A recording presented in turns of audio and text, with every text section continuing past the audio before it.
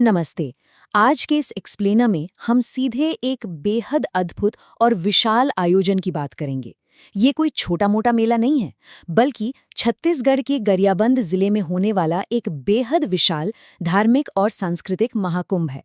आस्था, संस्कृति और परंपरा, इन सब का एक परफेक्ट संगम। तो चलिए, बिना किसी देरी के इस दिलचस्प विषय की गहराई में उतरते हैं। छत्तीसगढ़ का प्रयाग सुनने में बहुत भव्य लगता है ना। सच कहूं तो ये सिर्फ एक नाम नहीं है, ये इस आयोजन की असल विशालता को दर्शाता है। मतलब अगर आप देखें तो ये भारत के सबसे बड़े धार्मिक सम्मेलनों को सीधी टक्कर देता है। यहाँ कुछ 100 या 1000 नहीं, बल्कि लाखों की तादाद में श्रद्धालु, संत और पर्यटक एक साथ आते हैं। इतने बड़े जनसैलाब का एक ही जगह पर उमड़ना, वाकई ये एक ऐसा नज़ारा है जो किसी को भी मंत्रमुग्ध कर सकता है। भाग 1, पवित्र त्रिवेणी संगम, जो इस पूरे आयोजन का भौगोलिक केंद्र है।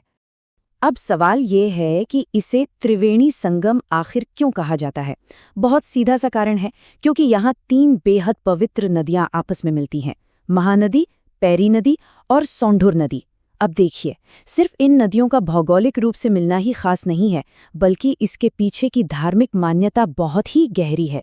ऐसा माना जाता है कि जब ये 3 शक्तिशाली जलधाराएं एक साथ मिलती हैं, तो एक गजब की आध्यात्मिक ऊर्जा पैदा होती है।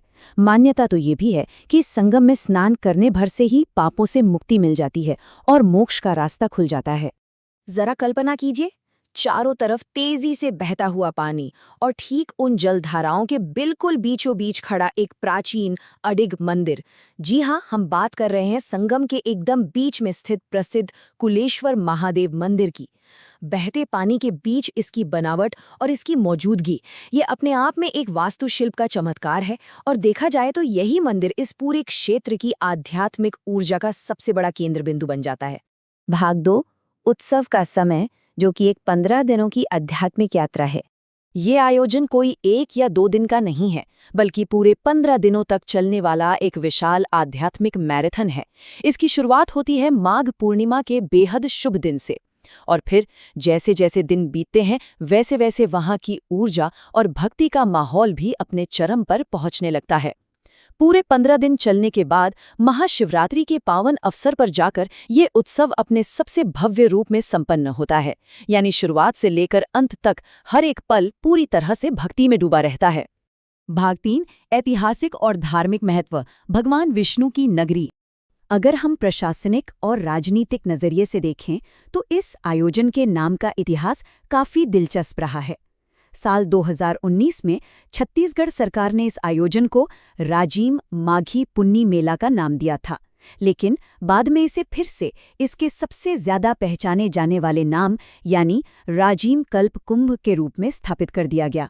अब ये नाम का बदलाव सिर्फ एक प्रशासनिक फैसला नहीं था, बल्कि ये इस बात को भी दर्शाता है कि इस उत्सव की जड़ें कितनी गहरी हैं और इसकी मूल पहचान को लेकर आधुनिक समय में किस तरह के विमर्श चल रहे हैं। और हाँ, ये आयोजन सिर्फ स्थानीय लोगों या आसपास के पर्यटकों तक सीमित नहीं रहता। इस कल्प कुंभ की असली रौनक तो वो लोग हैं जो हजारों किलोमीटर का सफर तय करके यहाँ पहुँचते हैं। पूरे देश के अलग अलग अखाड़ों से नागा साधु, बड़े बड़े संत और प्रतिष्ठित शंकराचार्य खास तौर पर यहाँ पधारते हैं। जरा सोचिए, भारत के हर कोने से इतने बड़े आध्यात्मिक गुरुओं का एक ही जगह पर जुटना, यही तो इस उत्सव को एक सच्ची राष्ट्रीय और आध्यात्मिक पहचान देता है। भाग 4, मुख्य आकर्षण और गतिविधियां, इस सांस्कृतिक महोत्सव का चरम बिंदु। इस पूरे कल्प कुंभ में जिसका सबसे बेसब्री से इंतजार होता है, वो है शाही स्नान। और इसके लिए 3 बेहद खास और शुभ तिथियां तय की गई हैं: माघ पूर्णिमा, जानकी जयंती और महाशिवरात्रि। इन विशिष्ट दिनों पर संगम के पवित्र जल में एक डुबकी लगाना, इसे बहुत ही ज्यादा पुण्य का काम माना जाता है। सच मानिए, देश भर के संत और लाखों श्रद्धालु सिर्फ इस एक पवित्र डुबकी के लिए पूरे साल भर का इंतजार करते हैं। अब दिन के बाद जब शाम ढलती है ना, तो ये पूरी जगह एक जादुई दुनिया में बदल जाती है। दीपदान की रस्म के दौरान त्रिवेणी संगम के तट पर एक साथ हजारों दिए जलाए जाते हैं। बहते हुए पानी पर टिमटिमाते हुए ये अनगिनत दिए, ये नज़ारा इतना भव्य होता है कि आपको सीधा बनारस की उस विश्व प्रसिद्ध गंगा आरती की याद आ जाएगी।